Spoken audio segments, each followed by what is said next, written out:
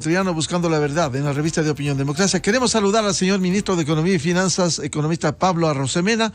Lo invitamos a este diálogo para hablar algunos temas de interés vinculado con el manejo económico, la situación fiscal, el plan económico de reactivación, la inversión social, el pago a los gobiernos autónomos descentralizados, el crédito productivo, que ha sido tan importante su llegada, y la relación también con los organismos multilaterales. ¿Cómo avanza la aplicación del plan económico de reactivación, señor ministro Arosemena? Muy buen día. Buenos días, Miguel. Un saludo muy cordial para ti, para toda la cabina en Democracia y todos sus seguidores y radioescuchas. A ver, contarte, tenemos un plan económico. Ese plan económico tiene una estrategia y está dando resultados que te los quiero compartir. El plan económico, el objetivo es la reactivación. La esencia del plan es orden fiscal con enfoque en lo social.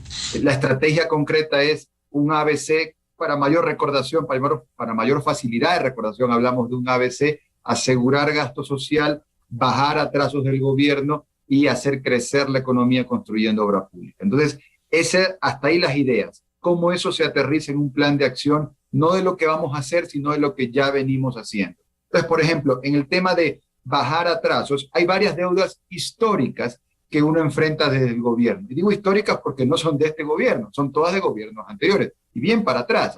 Entonces, una deuda era la de los GATS, con municipios y prefecturas. Y como cualquier persona que alguna vez le ha debido plata a alguien y luego no te pones ni siquiera de acuerdo si debías o no debías, el primer paso es llegar a un acuerdo de que sí debes plata, luego cuánto debes. Y llegamos a un acuerdo con los GATS de que el monto por esa deuda histórica de algunos gobiernos para atrás, del año 2015, por ejemplo, correspondía a 172 millones de dólares. Nos pusimos de acuerdo en eso. Lo segundo que hicimos fue ponernos de acuerdo en un cronograma de pago, un año, de julio del 22 a julio de 2023. Y lo tercero que hicimos fue, para tener la credibilidad que te da poner la plata donde estaban las palabras, pagamos julio, estamos pagando agosto, y en palabras de los prefectos y alcaldes que se reunieron conmigo, los líderes de la CONGA, CONGOPE y AME, Asociación de Municipalidades del Ecuador y de Prefecturas, me decían, pensábamos que esta deuda nunca iba a tener solución. Entonces ha habido el beneplácito de los GATS,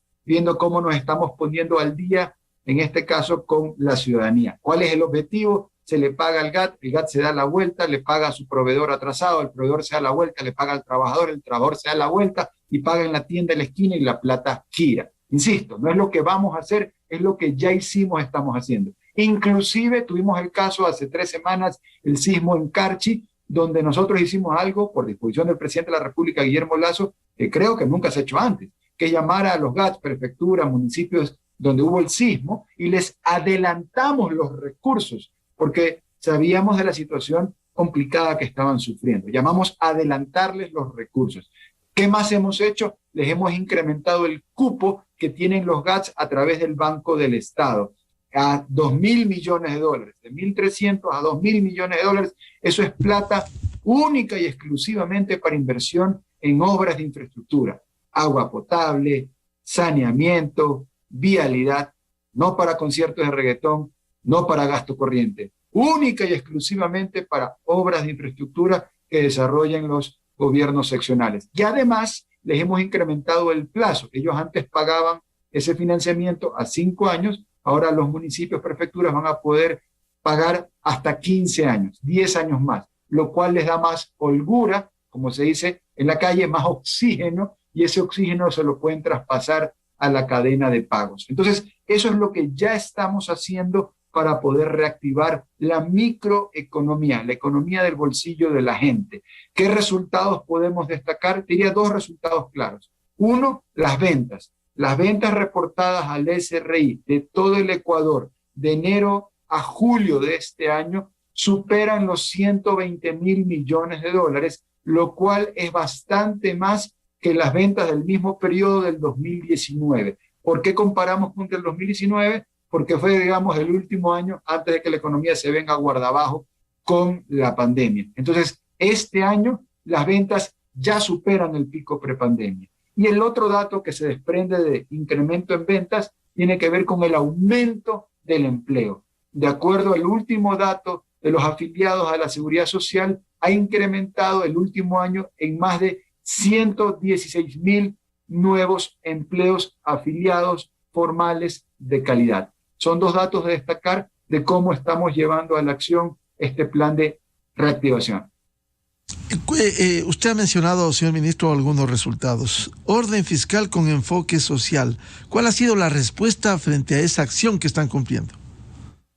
Mira, de parte de la economía, incremento en ventas. De parte de la generación de empleo, un incremento en la generación de empleo. De parte de los GATS a los cuales se les debía, había, como les contaba, un beneplácito de alguien, de un gobierno liderado por Guillermo Lasso, que le viene a poner solución a un problema de años atrás. Porque aquí el gran tema, para que la gente conozca, es que el presupuesto, que es la manera en que se registra la plata que entra y la plata que sale del gobierno, esos recursos son muy escasos. La plata no sobra, los recursos son escasos, y el presidente de la República lo que ha dispuesto es, en la medida que vamos cerrando ese déficit fiscal, o sea, que vamos poniendo orden en lo fiscal, priorizamos lo social. Entonces, ¿qué significa priorizar lo social? De nuevo, les voy a dar un dato muy contundente. La inversión social, la definición técnica de la inversión social, son todos los recursos que se destinan a salud,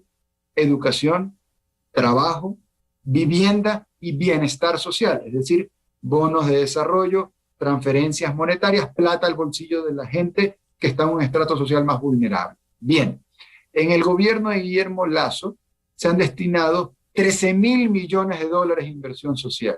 No es lo que se va a destinar, es lo que se ha destinado. Y eso supera la inversión social de los gobiernos anteriores.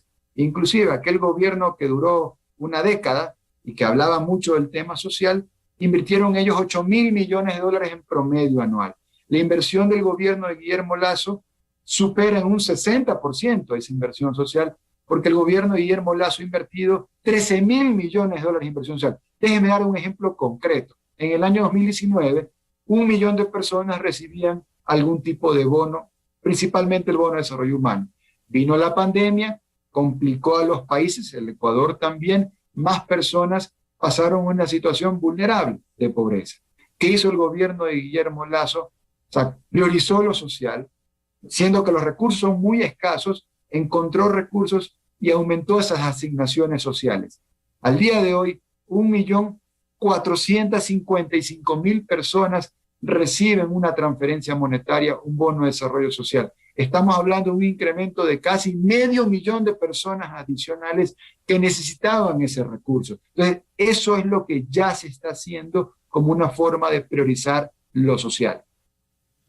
Señor ministro, estos anuncios importantes del orden fiscal, enfoque social, ¿cómo se traduce también? Porque si bien no depende exclusivamente del Ministerio de Finanzas, el que haya una mejor gestión institucional en los diferentes ministerios e instituciones, porque cuando en algunos casos se revisa los presupuestos ejecutados, daría la impresión de que falta gestión en esas instituciones, habiendo los recursos. Gracias por la pregunta, porque es un tema muy importante que me da chance de poder mencionar tres cosas que creo que es vital que la gente conozca. Lo primero, el rol del Ministerio de Economía y Finanzas es conseguir los recursos. Digamos que ese es el trabajo, ¿no? Y es un trabajo complicado porque los recursos no sobran, sino que hay que ingeniárselas cómo conseguir esos recursos que son muy escasos. Y una vez que hemos asegurado esos recursos, ya sea con financiamiento multilateral, que es un financiamiento en tasas bajas y plazos amplios, en las mejores condiciones para los ecuatorianos, una vez que hemos asegurado esos recursos, asignarlos a cada una de las carteras de Estado. Entonces yo le puedo garantizar a la ciudadanía que por disposición del presidente de la República, todos los recursos que debe asegurar el Ministerio de Economía y Finanzas han sido asignados a cada una de las carteras de Estado. Bien, la segunda parte tiene que ver con lo que usted pregunta, que es la ejecución, que cada una de las carteras de Estado realicen. Aquí tengo que comentar un dato interesante. Yo sé que circula en los últimos días, ha circulado un dato donde dicen que hay una ejecución baja del gobierno, pero yo quiero mencionar lo siguiente, esa información está bastante desactualizada y doy un ejemplo concreto. Yo vi esa información y hablaban de que con corte al mes de mayo, el Ministerio de Vivienda, el MIDUVI, tenía una ejecución del 7%, ¿ok? Sin embargo, la ejecución al último dato disponible, ya vamos a cerrar agosto, pero el último dato disponible es julio, es del 75%, ¿ok? No es el 7%, es el 75%. Entonces, hay información que a veces circula que es imprecisa por cuanto está desactualizada. Es una información que fue verdad 2 o 3 meses atrás, pero que hoy ya no lo es. Entonces, eso es un dato que sí creo que es importante que la gente conozca. Y lo último que quería decir, hay algo que no se está comentando mucho en los medios, o al menos no he escuchado yo que lo comenten, pero la información está ahí, y es la ejecución de los presupuestos de inversión de los GATS, municipios y prefecturas. Promedian un 25% de enero a junio de este año. Las empresas públicas de los municipios en promedio en el Ecuador tienen una ejecución del 20% en el primer semestre de este año. Entonces, ahí creo que los GATS sí tienen que trabajar mucho en mejorar la velocidad de su ejecución y también en la calidad, porque los recursos escasos que transferimos a los GATS no deben irse a conciertos de reggaetón, tienen que irse para proyectos de inversión. Y eso es lo que estamos gestionando nosotros con los 2.000 millones de dólares que les estamos facilitando a los GATS a través del BEDE para proyectos única y exclusivamente de inversión en infraestructura pública, es decir, vialidad, agua potable, saneamiento. Lastimosamente, señor ministro, por el señalamiento claro que usted ha hecho, resulta difícil que al amparo del gobierno autónomo descentralizado, no solo que hacen esas sin cuestionar el reggaetón o hacen elección de reina y falta la dotación de agua potable, falta la recolección de la basura, es decir, cómo lograr que tomen conciencia y mejoren la ejecución del presupuesto cuando usted dice 20-25% el primer semestre en los gobiernos autónomos descentralizados. Claro, y como son autónomos descentralizados, no son parte del gobierno central. Ahí el rol de economía y finanzas se limita a lo que la Constitución y la ley nos obligan a hacer, que es transferirles recursos. Pero los recursos son tan escasos. Ecuador es un país en vías de desarrollo.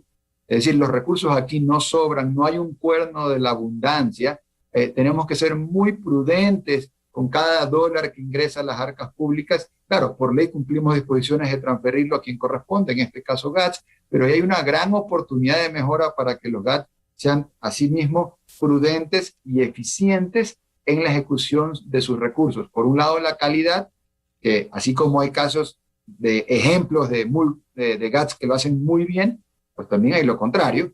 Y luego el promedio de la ejecución del gasto pues es bastante bajo y ahí hay una gran oportunidad de mejora para ellos. De ahí decirte que desde la economía y las finanzas públicas el objetivo que tenemos nosotros es ese norte que ha marcado el presidente de la República, un norte en libertad de avanzar hacia una reactivación, pero también eso implica sincerar números. Y aquí me quiero referir a algo muy concreto, el tema de los subsidios. Si la plata no sobra, los subsidios única y exclusivamente deberían de ir para aquellas personas que realmente lo necesitan. Porque así como es injusto que una persona que merece un subsidio no lo reciba, es igualmente injusto que quien no lo merece sí lo reciba. Y eso es lo que hoy pasa en el Ecuador. Al día de hoy, Miguel, tenemos más de 3.800 millones de dólares que destinamos para subsidios a combustibles. 3.800 millones de dólares. Para verlo en perspectiva, eso es más que el presupuesto de salud o de educación o de seguridad. Entonces, me parece que ahí tenemos que arreglar esa prioridad, pero necesitamos el apoyo de todos para poder hacer un reordenamiento de esas prioridades y poder destinar más recursos a salud y educación, pero no tantos recursos que no nos sobran, que más bien nos faltan. Tenemos que endeudarnos finalmente para poder dar subsidios. Eso no tiene mucho sentido. Así como el subsidio a la gente que lo merece, eso no está en discusión. Lo que sí deberíamos discutir a nivel nacional es por qué tenemos que seguir subsidiando a sectores, estratos que realmente no tienen una necesidad, pero que es algo histórico, porque los subsidios llevan 30 años. Entonces, ahí creo que el país tiene la gran oportunidad para poder focalizar en de una mejor manera los subsidios a los combustibles. Estamos trabajando en eso y espero que el país tenga buenas noticias en los próximos días y semanas para poder ir teniendo un presupuesto que que sea más conforme a la realidad nacional. Mi abuelita decía, hay que arroparse hasta donde te da la sábana.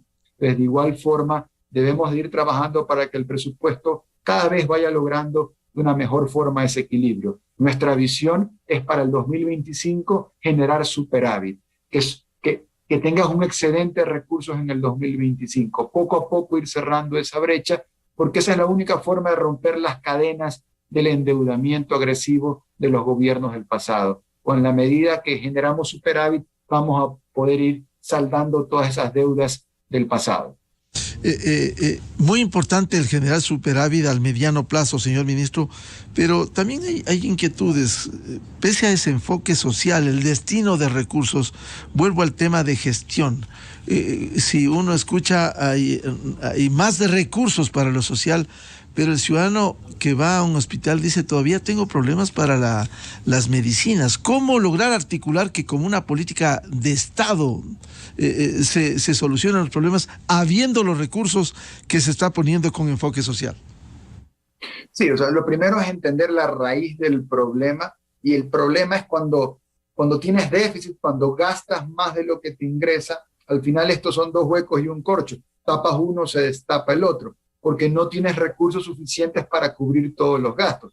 Eso es lo que significa un presupuesto deficitario, que lo tienes que financiar con endeudamiento, que los gastos, al superar los ingresos, no tienes ingresos suficientes para cubrir todos los gastos. Si tuvieras ingresos suficientes, no tuvieras el problema. Ahora, ¿por qué estamos en este problema? ¿Por qué no alcanza para cubrir lo corriente y lo pasado? Por el tren de despilfarra que hemos heredado. Este dato es muy importante tenerlo claro. Todas las deudas que está pagando el gobierno de Guillermo Lasso en temas de salud con el IES, con el Ministerio de Salud o con los GATS que mencionaba hace un momento, todas son de gobiernos anteriores. El IES, o sea, el gobierno tiene deudas con el IES que son del año 2001, de hace más de 20 años. Entonces, ¿cuánta indolencia ha habido de tantos gobiernos que han pasado y no han solucionado el problema? Somos nosotros los que venimos a plantar cara, a remangarnos las mangas y a poner el orden fiscal para a la par poner el enfoque en lo social. No es fácil, no es de la noche a la mañana. Para ser ya concreto y contestar la pregunta, por dar un ejemplo, el Ministerio de Salud Pública tiene deudas con prestadores de salud. Nuestro rol es conseguir los recursos y asignárselos al Ministerio de Salud. Nosotros no pagamos a prestadores de salud, le transferimos recursos al Ministerio y el Ministerio a su vez paga. Entonces el Ministerio de Salud definió una deuda de $100 millones. Ya hemos pagado 40 y definimos pagar 20 millones mensuales. Pero aquí viene un tema importante, y es que solamente se pueden pagar deudas auditadas. Es ilegal pagar deudas que no están auditadas. Y ojo, el Ministerio de Economía y Finanzas no audita, porque seríamos juez y parte. O sea, no te pago hasta que se audite. Es cuestión de las instituciones, mala gestión de las instituciones que no pongan auditorías puntuales. Que deben ser externas, porque si no caerían en el problema de ser juez y parte ellos. Tiene que ser una auditoría externa como manda la normativa. Entonces, estamos trabajando en eso, y yo te diría que me mantengo optimista al avance de los próximos meses de cara al cierre de este año. Vamos a poder ir saldando muchas deudas del pasado. No se puede hacer magia, digamos, porque los recursos son escasos, pero priorizando lo social, manteniendo el orden fiscal, vamos a ir navegando estas aguas que son torrentosas por momentos, un contexto global complicado. La plata, el financiamiento ya no es barato como antes. Ahora tenemos presiones donde el financiamiento internacional es más complejo. Por eso trabajamos con multilaterales que recibimos el financiamiento en las mejores condiciones para los ecuatorianos. Pero te insisto, yo me mantengo optimista que si nos unimos todos vamos a sacar adelante al Ecuador. ¿Será posible lograr acuerdos, hoy que hay mesas técnicas entre el sector indígena y el gobierno que rebasa más allá solo del planteamiento del sector indígena, para corregir esa distorsión que por décadas ha habido en el Ecuador? Hoy decía usted, señor ministro, 3.800 millones en subsidios de combustibles. Es una cifra enorme, distorsionada, destinando a sectores que pueden pagar esos recursos, y esos recursos que pudieran servir para inyectar más dinero para los propios sectores sociales? El principal problema que tiene el Ecuador, del cual nadie habla, o sea, lo habla el gobierno, pero no hace mucho eco en otros colectivos sociales, y esperamos que ese tema vaya cogiendo volumen, es el tema de la desnutrición crónica infantil. Desnutrición crónica infantil no solamente tiene que ver con la nutrición o con el alimento de un niño, de un infante, sino que tiene que ver con todo su entorno, con el agua potable fundamentalmente. El agua potable en el Ecuador, un 64% del agua que viene en tubería no es agua de calidad, purificada. Entonces, tenemos un serio problema de tener una mejor agua potable para efectos de luchar contra la desnutrición crónica infantil. Y ese es un tema que me parece que tiene que generar un acuerdo nacional. Y ese tema golpea mucho al sector indígena. Es uno de los sectores que más los golpea. Ese debería ser el tema que nos convoque a pensar cómo resolverlo, más allá de cómo seguir manteniendo subsidios a los combustibles que realmente pues no es que le hacen un gran favor a una persona de un estrato social vulnerable. No tiene pues un beneficio directo al subsidio de los combustibles. Se lo ha demostrado varias veces que cuando tú ves la estratificación social,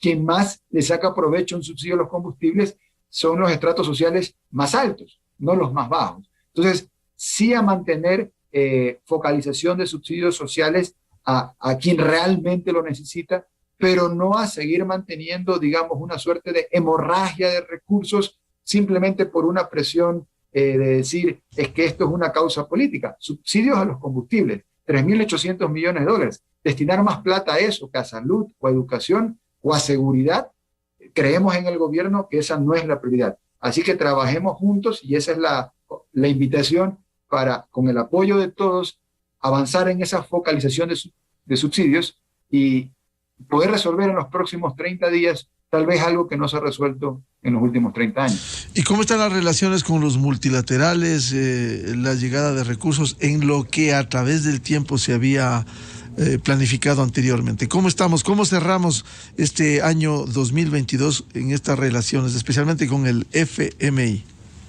Una muy buena relación con la Corporación Andina de Fomento, la CAF, con FMI, con el Banco Mundial, con el BID. Ecuador tiene un plan económico, es serio, está claro hacia dónde vamos, estamos subiendo indicadores de ventas, de empleo, y eso ellos lo miran y lo respetan y lo apoyan.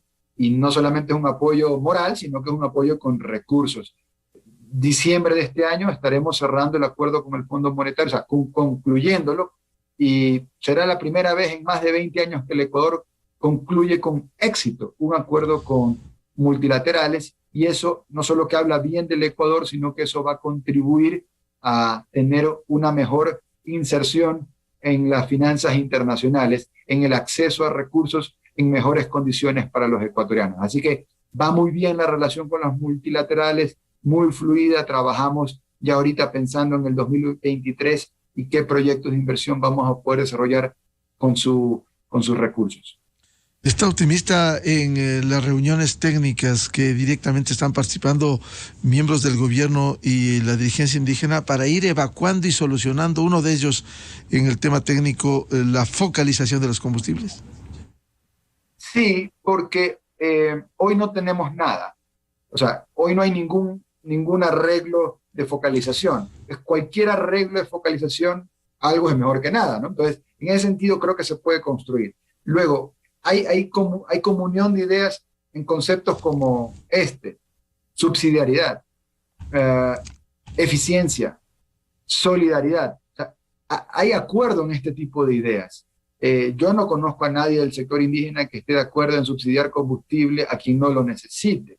Entonces, con esa premisa, tenemos que trabajar en un plan de acción, que es lo que estamos haciendo para poder ir focalizando. Al final del día, de lo que se trata para la gente que nos está escuchando es, en Ecuador la plata no sobra, el gobierno, los recursos son escasos, entonces destinemos esos recursos donde realmente se necesita. Y donde realmente se necesita es en salud y educación, y no en subsidiar combustibles. ¿El tema de los medicamentos irá mejorando en los hospitales conforme vaya a los procesos que desde el Ministerio de Salud se vienen formalizando? Sí, dentro del rol que nos corresponde a nosotros, yo puedo garantizarle a la ciudadanía que por la disposición del presidente de la República, los recursos para la inversión social, y en este caso para salud, están asegurados y se van a ir transfiriendo conforme los acuerdos de deudas auditadas que se tienen. Específicamente, 100 millones de dólares auditados y se van entregando 20 millones de dólares mensuales, lo que ya venimos haciendo y vamos a seguir haciendo. En la medida que puedan auditar más, aseguraremos más recursos y transferiremos más recursos. Esa es la disposición del presidente y eso es lo que vamos a seguir haciendo. No podemos pagar lo que no está auditado, entonces ahí eso sí se tiene que entender que hay ese cuello de botella que es legal. No se puede pagar, es ilegal pagar algo que no esté auditado. Pero en la medida que eso va avanzando, se va cubriendo. Ahora, insisto, tengamos en cuenta, todas esas deudas son de gobiernos anteriores. Entonces, no estamos en un gobierno que solo está pagando lo corriente. Lo corriente quiere decir lo del año en curso. Lo que hacían gobiernos anteriores es pagar lo del año en curso y dejar que se haga una bola. Ahora nosotros hemos parado ese balón, estamos pagando el año en curso y estamos poco a poco saldando parte de lo auditado de años anteriores. Eso nadie lo había hecho.